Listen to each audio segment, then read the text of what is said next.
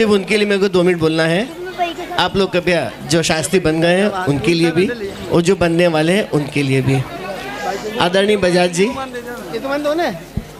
झांझी जी, RK Jain साहब और विद्वतगण, मंचासीन सभी श्रेष्ठी वर्ग, उपस्थित सभी साधर्मी बंधुओं, आज आपके सामने 11 विद्यार्थी शास्त्री बन गए। शास्त्री बनने के साथ इनके साथ एक शब्द जुड़ गया है, विद्वान। विद्वान के साथ साथ एक और शब्द जुड़ा है जो बहुत ज़्यादा महत्वपूर्ण है, पंडित भी है। स्वामी जी हमेशा प्रवचनों में किसी को संबोधित करते थे सेठ को, तो सेठ जी कभी उन्होंने उसके सामने नहीं लगाया। उन्होंने हमेशा उससे कहा होगा ए सेठ। वो छोटा सा बच्चा भी यदि कोई है वहाँ पे जो पढ़ा या जैन धर्म की शिक्षा ले आओ तो उसको हमेशा पंडित जी कह के सबसे आगे बुला के बिठाया उन्होंने। ये हमारे स्वामी जी की परंपरा थी। उसी परंपरा के अंतर्गत मेरा आप जो शास्त्री बन गए हो, जो बनने वाले हैं, उनसे इतना सा निवेदन है कि आज आप यहाँ शास्त्री बन के अपने अपने घर लौट जाएंगे। कोई B.Ed करने जाएगा, कोई दूसरी लौकिक शिक्षाएं लेने भी जाएगा, वो लेना आवश्यक भी है। पर उसके बावजूद जो आपने यहाँ 5 साल में सीखा है, कृपया उसको विस्मृत नहीं करें। उसको विस्मृत नहीं करने का एक सबसे सरल उपाय है कि जहाँ भी आप जाते हैं वहाँ के निकट के मंदिर से अपने आप को जोड़ लीजिए।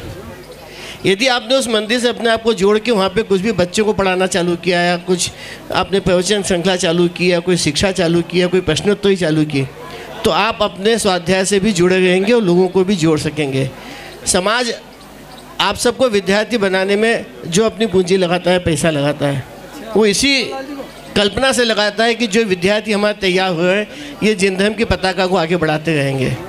प्रायः ये देखा गया है, मेरा किसी पे कोई आरोप नहीं है, कि जो शास्त्री होकर चले जाते हैं उसमें से कई लोग उस मुख्य धारा से कई बार विमुख हो गए हैं और अन्य कामों में लग गए हैं। तो समाज ने यदि आपको शिक्षा दी, आपने भी अपना 5 साल का समय दिया है, तो उसका उपयोग होना अत्यंत आवश्यक है। यदि ये उपयोग होना कम होता गया तो ये जो इतनी मेहनत आपके बजाज साहब कर रहे हैं या टोडरमल स्मारक ट्रस्ट कर रहा है, जो भी कर रहे हैं, ये व्यर्थ नहीं जाना चाहिए। तो आपसे मेरा ये निवेदन है कि आप यहाँ पे जाने के पहले अपने प्रधान अध्यापक को, अपने अध्यापक गणों को, यहाँ के ट्रस्टियों को एक वचन दे के जरूर जाएँ। एक संकल्प पत्र अपने हाथ से भर के दे के जाएँ कि मैं जिनवाणी के काम से कभी विमुख नहीं होऊंगा, कैसी भी परिस्थिति हो सकता है व्यवहार में आपको कमाई की, पैसे कमाने की कुछ तकलीफ आ सकती है, वो अपना अपना पुण्योदय है, उस विषय पे नहीं जाना चाहता। उसके लिए जैन धर्म का मार्ग छोड़ के पूर्णतः उसमें अपने आप को खपा देना, यह न्यायोचित नहीं होगा, न आपकी शिक्षा के साथ न्यायोचित होगा। अतः आवश्यक है कि इस कार्य को आप आगे जीवन पर्यंत निभाएंगे, ऐसा एक संकल्प पत्र लिख के जाएँ और जो अध्यापकगण हैं और ट्रस्टीगण हैं इनको विश्वास दिला के जाएँ।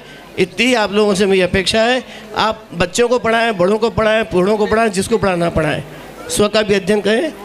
जय जिनेंद्र, मुझे यहाँ बुलाने के लिए ट्रस्ट का मैं बहुत आभारी हूँ। बहुत टाइम से यहाँ पे आना भी चाहता था। मैं देखना चाहता था कि बजाज जी ने यहाँ कितनी मेहनत करके किस प्रकार से इस महल को खड़ा किया है और किस प्रकार से यहाँ पे ये जैन धर्म के अनुयायियों को तैयार कर रहे हैं, आगे आने वाली पीढ़ियों को ध्यान में रखते हुए।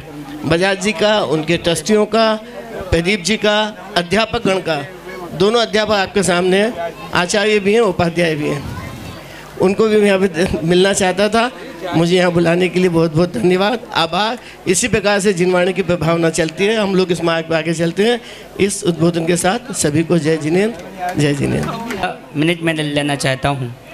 पहली बात तो इस प्रकार का दीक्षांत समारोह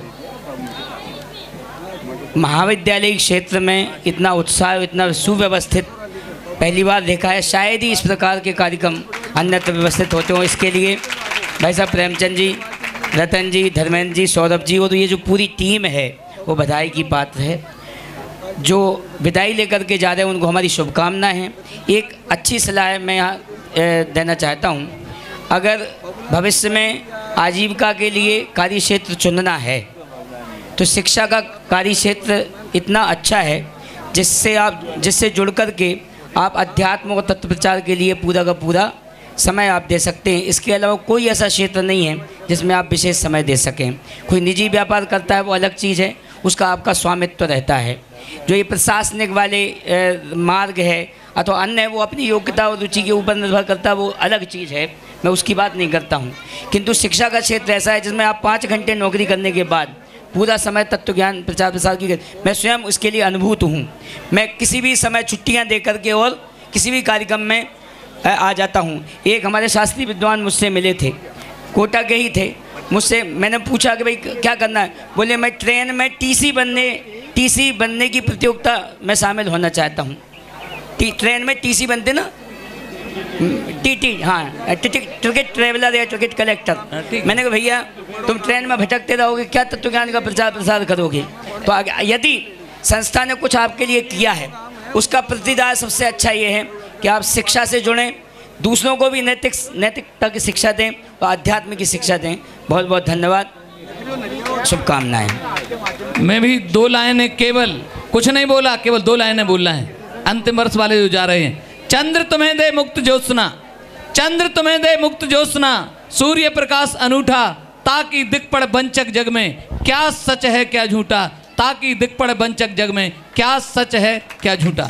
आज की अध्यक्षता कर रहे माननीय श्री सुरेंद्र कुमार जी भाई साहब से निवेदन है कि अपना अध्यक्षीय उद्बोधन प्रदान करें।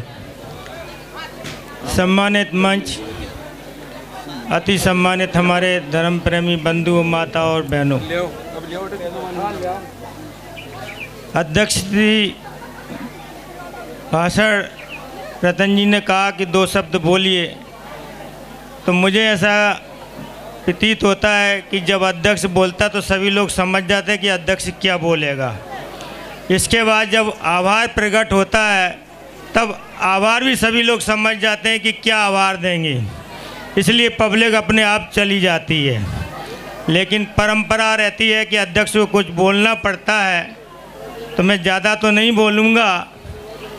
मैं इस पंचम काल में, जो कि भीषण रेगिस्तान है, जहाँ पर चलना भी दूभर होता है, ऐसे रेगिस्तान में हमारे प्रेम जी बजाज ने एक शीतल, एक विशाल बावड़ी को प्रकट किया। उस शीतल और विशाल बावड़ी में जो झर है वो रत्नतय की झर लगी हुई है। उस पानी को पीकर हमारे जो विद्यार्थी यहाँ पर शास्त्री बने हुए हैं उसका अमृत रसपान कर रहे हैं। उस बावड़ी में और ज़्यादा शीतलता पैदा हो, उसके लिए इतना बड़ा वृक्ष हमारे रतन जी शास्त्री ने लगाया। उसकी छाया में वो बावड़ी हमेशा शीतल ही रहेगी। उस बावड़ी में के जो शीतल वृक्ष में नाना प्रकार के जो फल हमारे धर्मेंद्र जी शास्त्री ने लगा दिए, उन नाना प्रकार के फलों का जो रसादोदन कर रहे हैं, वो जो यहाँ पर शास्त्री कर रहे हैं उनका वो रसादोदन ले रहे हैं। अभी मैंने विदाई समारोह देखा। उस विदाई समारोह में जब बच्चों ने बोला, उन्होंने कहा मैं यहाँ आना नहीं चाहता था, यहाँ पढ़ना नहीं चाहता था, लेकिन यहाँ शीतल बावड़ी को देखा, यहाँ बट वृक्ष को देखा, उसमें फल लगे हुए को देखा, और जब उन्होंने उस फलों को चखा तो वो चखते हुए उसने जो आत्मरस ले रहे हैं वो लेके यहाँ से जा रहे हैं, लेकिन उसके जो बीज हैं वो अपने यहाँ पर ले जा रहे हैं। उन बीजों को वहाँ लगाएंगे और सारी जगह वो रसास्वादन पैदा करेंगे और उनको खिलाएंगे। मैं इनको आशीर्वाद देता हूँ कि इस भौतिकता युग में निश्चय ही कठिनाइयाँ आपको आएंगी, लेकिन धर्म का जो मार्ग है उसमें इतनी ताकत है कि वो मार्ग अपने आप सरल हो जाएंगे। मैं क्या कहूँ, इतना ही कह के मैं अपना वचन को यहीं समाप्त करता हूँ। जय जिनेन्द्र। बहुत बहुत धन्यवाद। चाहें तो मिट्टी को शंकर से बांधें, हम चाहें तो बालू में से तेल निकालें, हम चाहें तो सिद्ध शिला को यहीं उतारें, लेकिन कुदरत को ये मंजूर नहीं है। आओ हम अपने को ही सिद्ध बना लें, आओ हम अपने को सिद्ध बना लें। आदरणीय भाई साहब, आभार प्रदर्शन। सभी पधारे महान भाव विद्युतगण और शास्त्रीगण, इस सभा की जो शोभा आप सबने की है उसके लिए मैं पूरे विद्वानों का, सभी अतिथियों का और सभी शास्त्रियों का, विद्यार्थियों का, सभी का और समाज के साधर्मी भव्य भाई बंधुओं का, बहनों का आभार व्यक्त करता हूँ और हृदय से सभी का बहुत आभारी हूँ जिन्होंने इस शोभा को बढ़ाया है। जय जिनेंद्र।